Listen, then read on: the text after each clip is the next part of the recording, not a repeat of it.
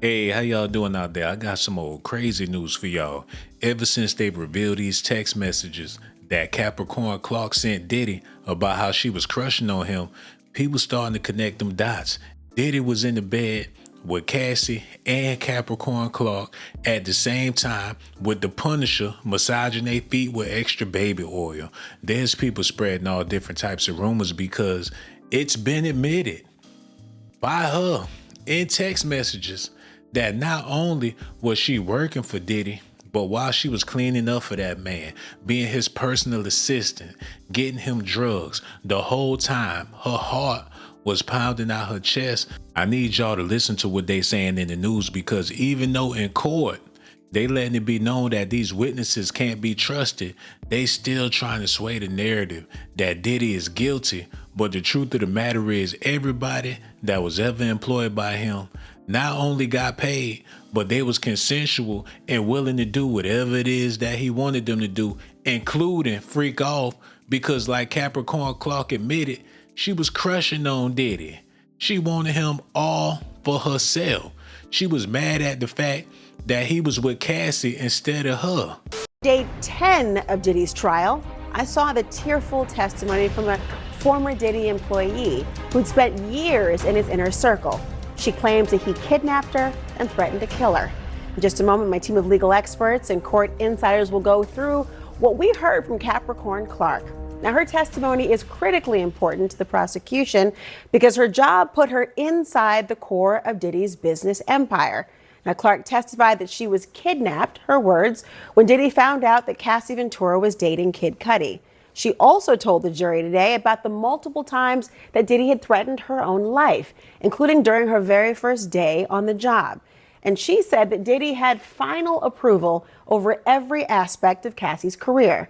Now, Clark, she worked for Diddy on and off for more than a decade, starting first as a personal assistant in 2004. And what she alleged happened in December of 2011 may be the most shocking. That's when Diddy discovered that Cassie was in a relationship of some kind with Kid Cudi. She said that Diddy banged on her door around 6 o'clock in the morning, holding a gun and furious that she didn't tell him about Cassie and Cudi. Clark says to the jury, quote, he just said, get dressed, we're going to kill this N-word. And when she tried to protest, she said Diddy told her, I don't give an F what you want to do, go get dressed.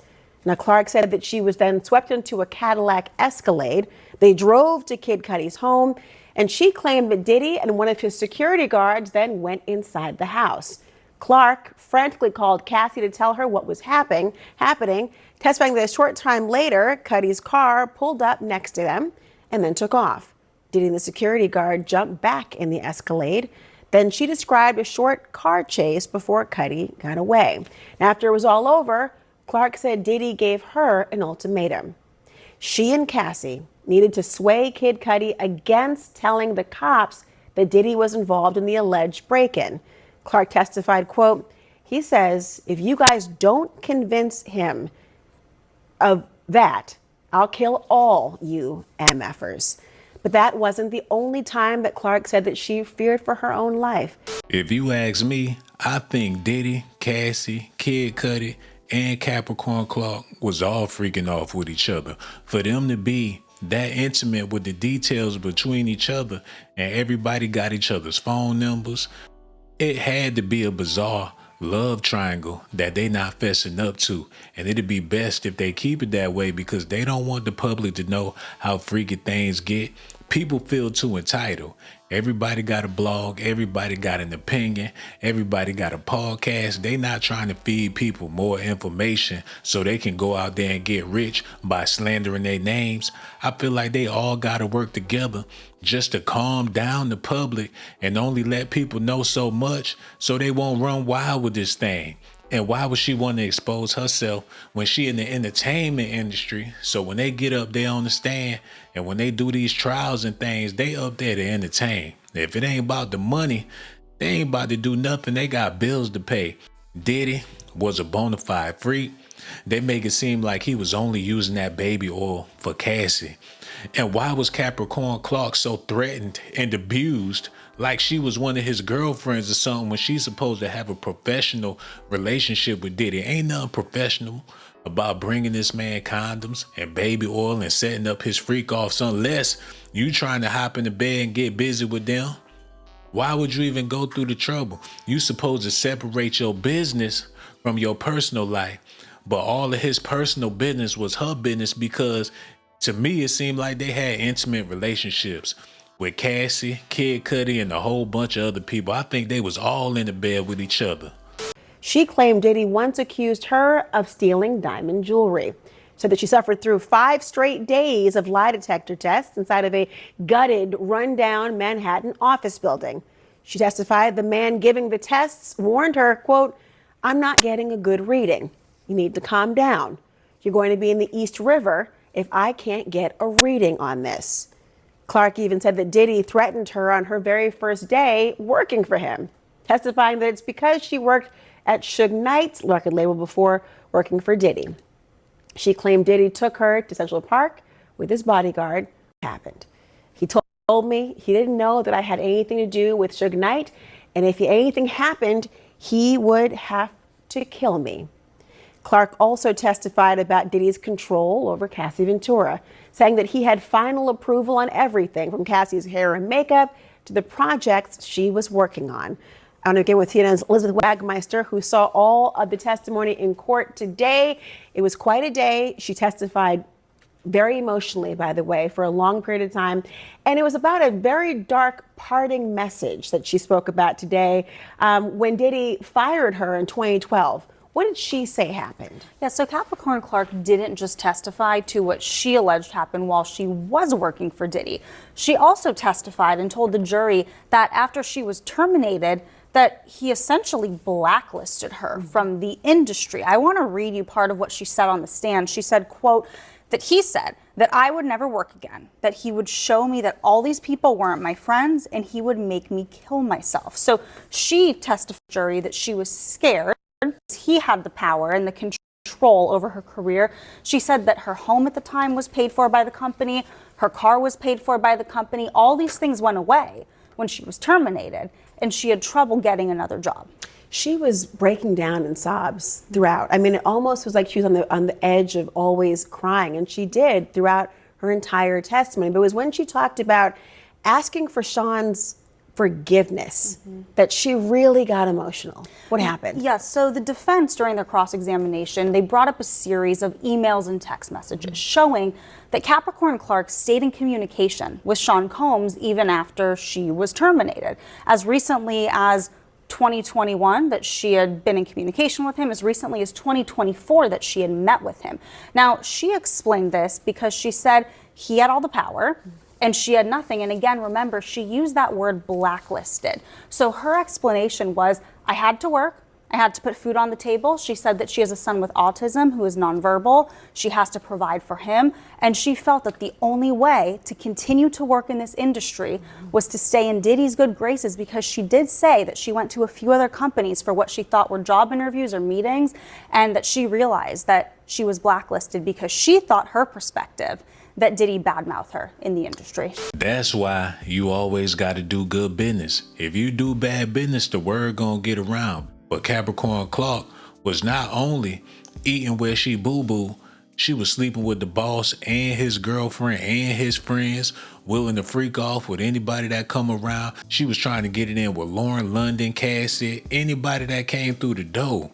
She was more of a sneaky freak than Cassie. Birds of a feather flocked together, and seeing how she helped Cassie cheat on Diddy took her down to Best Buy, got her a burner phone. She whispering and giggling and talking behind Diddy back, supposed to be his personal assistant, while at the same time admitting that she was crushing on him and wanted him all for herself. She a big old mess, more like Megan Thee Stallion, a big old freak. And they had her in the courtroom testifying against Diddy. And one thing they got to realize, every woman is not a victim. That's how they trying to paint it. That's the narrative that they putting out there, that just because she worked for Diddy and she a female, she a victim. But she need to keep it all the way real, because there's a bunch of people that work for Diddy. They ain't up there on trial. Why it got to be her?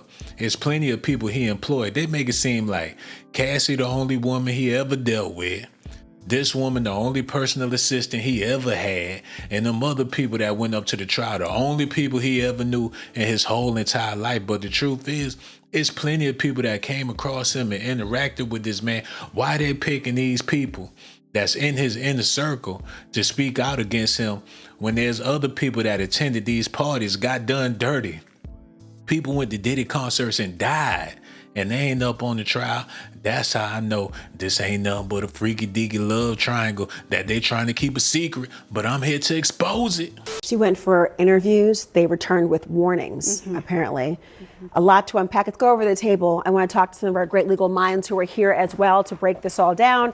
We've got CNN legal analyst and, of course, criminal defense attorney Joey Jackson is in the building today. Also, we have the former Westchester DA, Mimi Rocha, and former Manhattan prosecutor Jeremy Saland. There is a lot to unpack today. First of all, she was really emotional throughout the entire day. I cannot overstate that enough.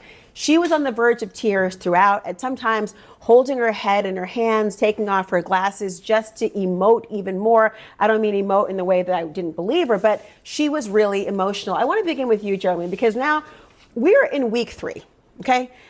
I want to try to reset and remind our viewers about the charges here. You've got RICO, you've got sex trafficking, you've got prostitution, all important. Let's start with RICO, racketeering, essentially. First up, you got the predicate crimes. How does this move the needle towards the prosecution proving does it? I don't think they have until recently, and I think it starts in large part with Capricorn. But they moved it until Agnifilo did a good job a little bit in moving it back, because you need that predicate act, and here we'll go with kidnapping. To translate that, what that means, this predicate act. What does that mean in so layman's you need terms? this underlying crime that's part of this. You need more than one that helps build to the structure for this criminal enterprise, and this is where they were going. And here you have the kidnapping as a piece of this, and sort of furtherance, not a one-off, but in furtherance of this, I'll use the criminal conspiracy. And what she says is, at one point, is that, she gets into the car and she's forced into the car. And I think she claims that she also told Cassie and Cuddy when in the call that there was a gun, but they didn't say anything about the gun. She says something about how she went along possibly to make sure everything was okay and Diddy didn't get into further trouble in substance. She was cross-examined by Mark Agnifilo on that point.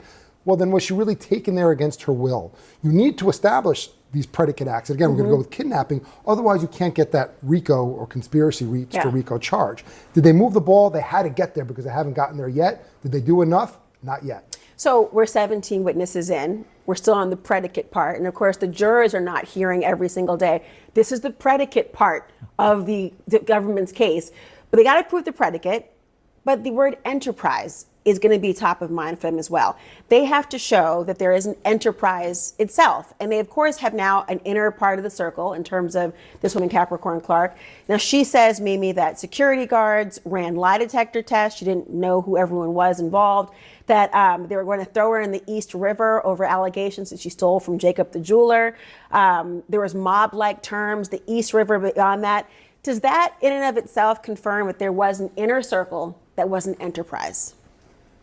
Well, I think we're getting there. And I think they've started to put in the building blocks for that. It wasn't the first piece, right? The first piece, obviously, through the first few witnesses, was establishing the sex trafficking and the coercion through Cassie, and then corroborating witnesses.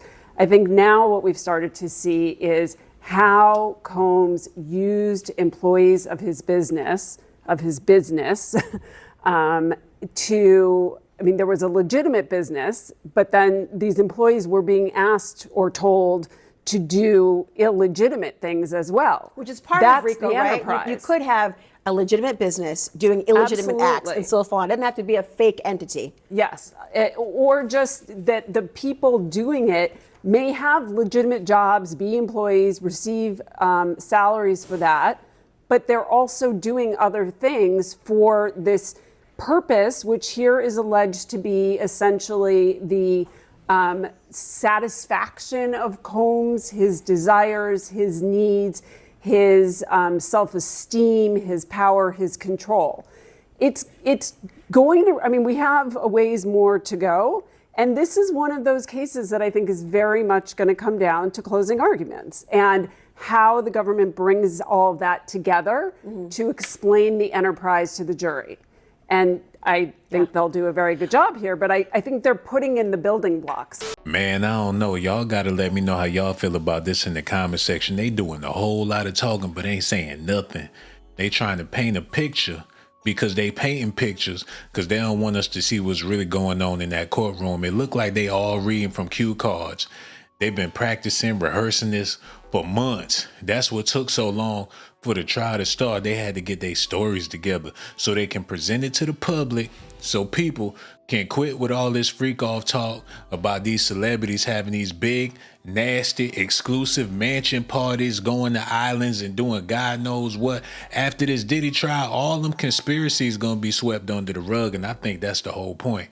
If you ask me personally, I think they was all freaking off. I don't know for sure, but it's way more nastier than Diddy and Cassie having a male escort. I think Capricorn Clark was in on it too. It was a whole bunch of people in the bed with them. Kid Cudi was in the bed with Diddy and Cassie. They tried it out together. Capricorn Clark, they tried her out too. Other people, it's Sodom and Gomorrah in Hollywood. They try and make it seem like everything was consensual. How you gonna have a professional, unprofessional relationship, then get in the courtroom and get exposed for crushing on your boss? I don't know. Y'all gonna have to let me know how y'all feel about it in the comment section, man. I got so much love for y'all. Make sure y'all do me a favor. Hit that like button, subscribe to the channel. And one more thing, subscribe to my channel if that's what you want. Subscribe to my channel if that's what you want. But if that's not what you like, then you must be a punk. Hold on now, here we go. Who is this girl? She got that junk in her trunk. Baby girl, back it up, poke out your rump. It's S.A.T that you want, and my music hit so hard, make you say, oh my